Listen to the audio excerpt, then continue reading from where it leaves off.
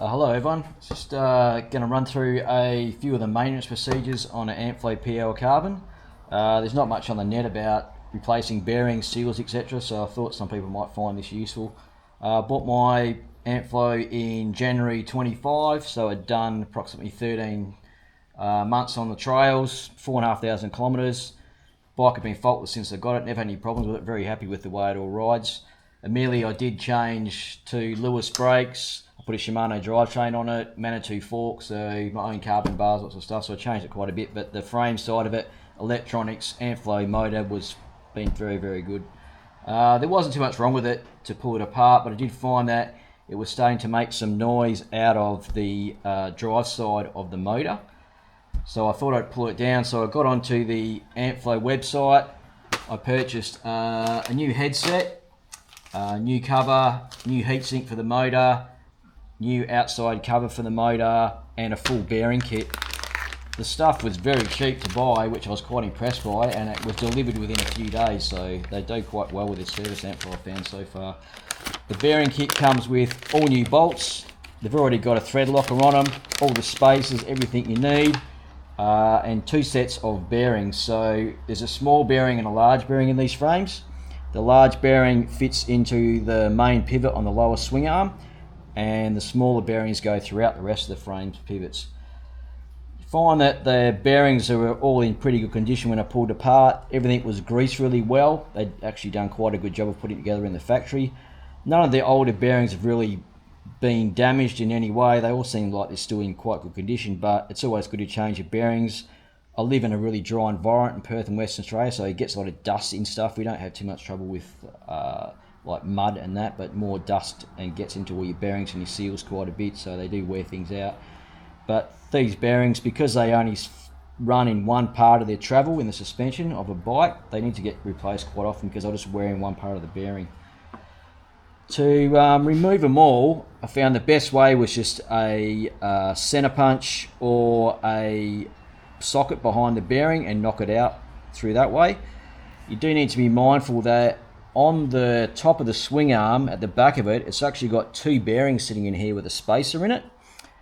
Be careful when you pull them apart. You can't drive the bearings out both from one side, as inside there is a ridge of carbon fibre, so you need to get in there, make a drift up the same size as what that shoulder is in there, and knock one bearing out through that way, then turn it over and knock the other bearing out that way. If you try and knock them both out, you're going to ruin your frame, so be careful of that. And same as when you put it back together, don't forget to put the spacer inside.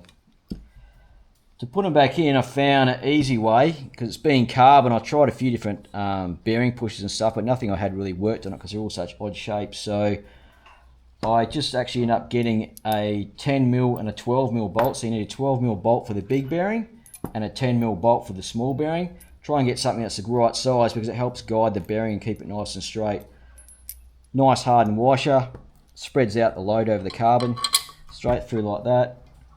New bearing on, very small amount of grease around it.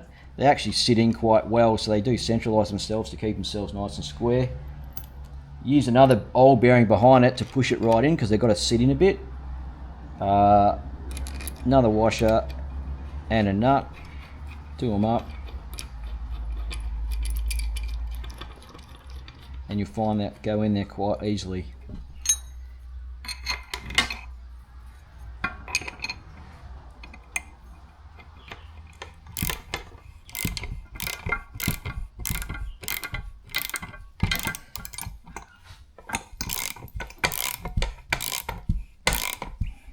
Just keep winding in. You find it tightens up on the shoulder, you feel it. Take him off.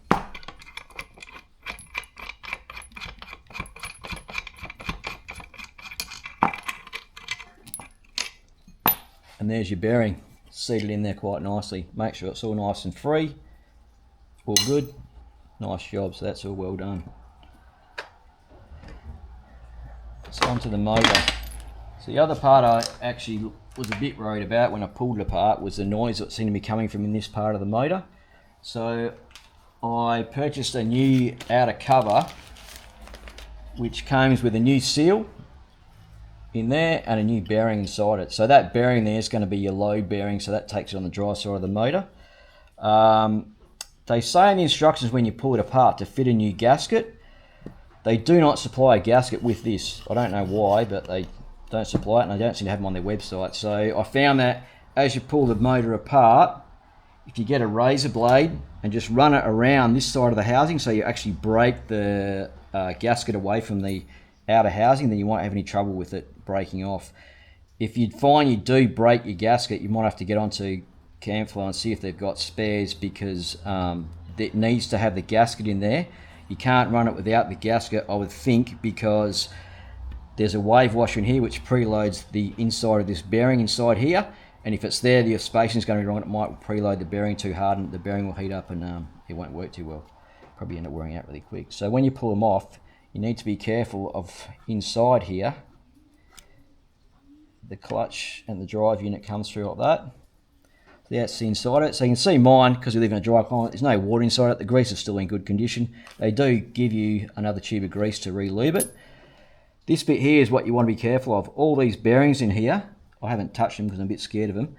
You don't want to lose them. If they fall out because they're not captive, you're going to have bearings all over the place, which is going to be a big disaster. I doubt whether Amflow is going to sell you one little bearing roller. All right, so look after that. But all the rest of it's good. All the clutch works in there. The drive unit's there.